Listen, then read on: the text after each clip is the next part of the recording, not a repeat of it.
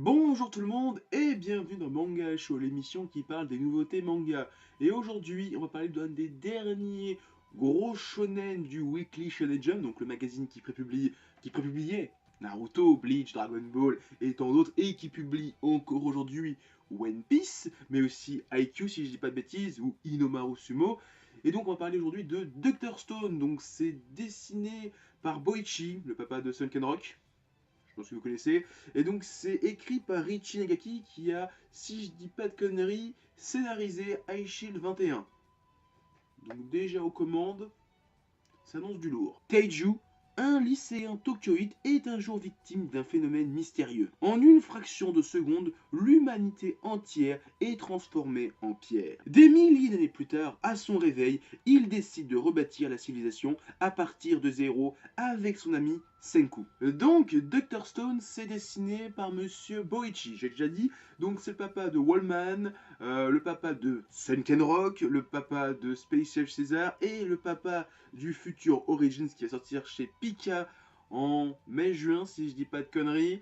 Donc Boichi, je pense que beaucoup de gens le connaissent pour Sunken Rock, moi-même je l'ai connu pour Sunken Rock, et bon, on va se le cacher, au niveau dessin, il touche le bonhomme, hein. C'est quand même un super dessinateur, il a un trait de ouf, et surtout, bah, quand tu dis qu'il dessine deux mangas souvent en simultané, tu te dis ah ouais, quand même, il touche super bien sa bille, parce que en même temps qu'il fait Dr. Stone, il fait Origins.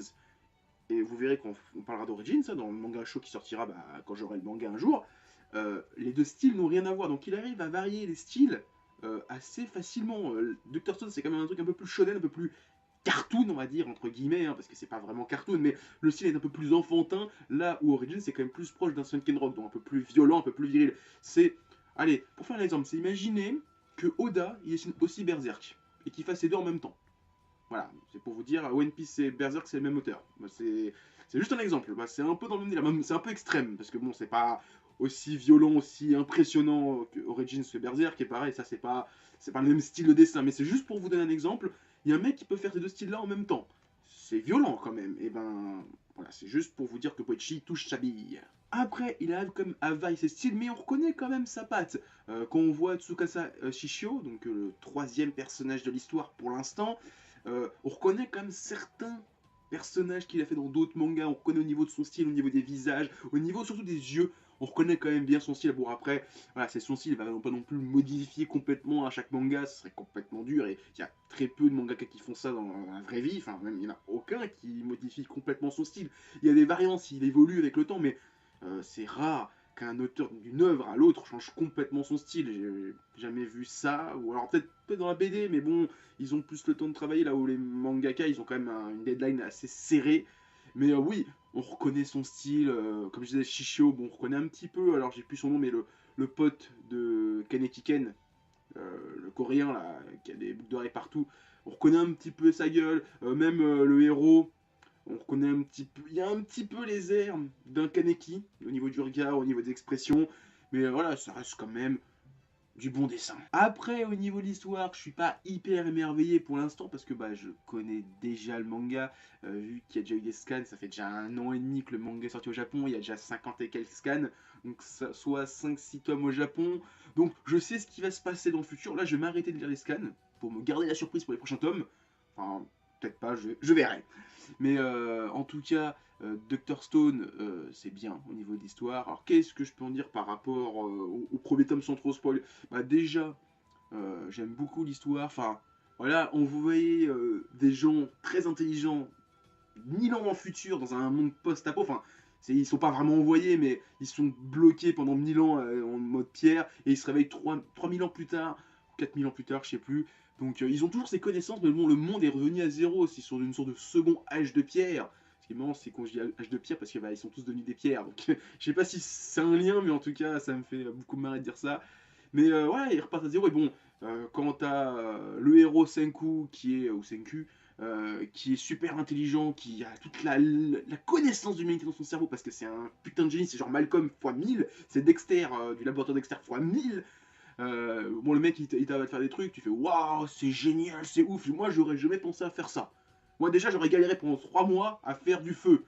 Je serais mort comme koh là, les mecs, on leur donne le briquet, moi j'aurais pas le briquet, j'aurais pas les allumettes, je serais mort de faim parce que j'aurais même pas pu faire du feu. Et c'est une des choses que j'aime beaucoup avec Dr. Stone, c'est un petit peu ce côté, c'est pas sorcier. Dans le sens où, tu vois, ils vont commencer à réfléchir à truc, fait comment on pourrait faire ça. Et là, il y a Senku, il va dire, ah putain, je réfléchis, on va trouver ça, et on va faire plein de choses avec ça. Genre par exemple, il trouve des coquillages. Tu te dis, ok, coquillages. Et ben en fait, quand il les broie, ça fait une petite poussière. Ils disent, avec ça, on peut faire plein de choses. On peut le foutre sur la terre pour répandre du ion dioxyde, je sais plus quoi. Ça va renforcer un peu la terre pour cultiver les plantes. Ça va donner des minéraux à la terre pour que les plantes, une fois cultivées, elles soient meilleures. Les légumes soient meilleurs. Que ça accélère, on va dire, peut-être la pousse. Il dit, ouais, si on mélange avec du sable, ça va faire du mortier. On va pouvoir consolider un petit peu nos bâtisses. On pourra même faire du savon. Donc on va pouvoir se laver, être un peu, pas se flinguer. Donc c'est super intéressant, je dis, mais juste avec un objet. Et pour avoir lu la suite du manga, c'est tout le temps pareil. Il y a toujours ce petit côté c'est pas sorcier en disant, si on trouve tel objet, on va pouvoir faire ça, ça, ça, ça, ça, ça, ça, ça. Et en fait, ça fait comme un arbre de compétences dans un JRPG, où genre, il débloque un truc et ça fait, chut, tiens, on a débloqué tout ça. Mais on a découvert ça aussi, ça débloque tout ça. Et en fait, t'as l'impression que c'est une sorte d'assemblage d'alchimie. Et tu vois, en fait, dès que tu trouves 2-3 ingrédients, ça débloque plein de milliards de trucs. Et tu dis, wow, puis ouais, mais pour faire ça, il nous faut ça. Mais si on trouve ça, on peut faire tout ça. C'est génial, franchement, il y a plein de trucs comme ça.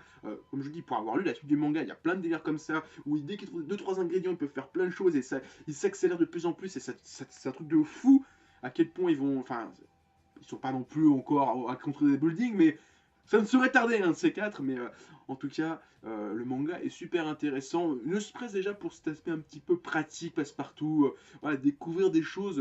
Par exemple, comme je le dis, par rapport au somme 1, je pensais pas qu'avec un coquillage, on pouvait faire autant de choses. Mais c'est ouf, et vous allez voir qu'avec la suite, il y a plein d'autres trucs. Mais je me dis, waouh, c'est ouf. Et même, il y a des petits cours. Donc, je t'ai dit, c'est pas un petit peu le truc un petit peu, c'est pas sorcier. Dans le sens où ils. Bon, non, j'ai pas vous spoil ça. Donc, de toute façon, j'ai pas vous le spoil. J'ai pas vous gâcher la suite de l'histoire. Mais il y a des astuces de scout, mais c'est un truc de dingue. Pour avoir lu les scans, c'est un truc de dingue, les astuces de scout qu'on a ensuite. Après, le seul reproche que j'ai, c'est un petit peu la couverture. Je suis pas très fan de cet assemblage de pierres qu'il y a autour du dessin de Boichi. Le dessin de Boichi en lui-même, il est très beau, on le voit ici. Il est là, il est super joli. Il est cool. Alors en couleur, il va être encore mieux. Mais le problème, c'est que y a une partie du dessin qui est cachée par ces trucs dégueulasses pour faire le titre et des trucs autour. Et autant le titre en pierre, je comprends, Dr. Stone, voilà, c'est logique. Autant recouvrir autant le dessin, je suis pas très fan. Alors je sais pas si c'est dans l'édition japonaise, je crois avoir vu l'édition japonaise, il y avait un peu ce même délire. Donc c'est pas vraiment faute de Glénat, mais c'est pas super joli quoi. Tu vois ça, c'est pas super attrayant. Alors, même si c'est pas super attrayant, il faut lire Dr. Stone parce que c'est un bon manga. Je vous le dis, c'est un très très bon manga. Voilà, c'est tout ce que j'ai à dire sur Dr. Stone. Très bon dessin, très bonne histoire avec plein de petites astuces sur le monde qui nous entoure. J'attends avec impatience la prochaine série de Boichi qui sortira normalement fin mai, début juin. Origins, on en parlera sur la chaîne, c'est sûr et certain.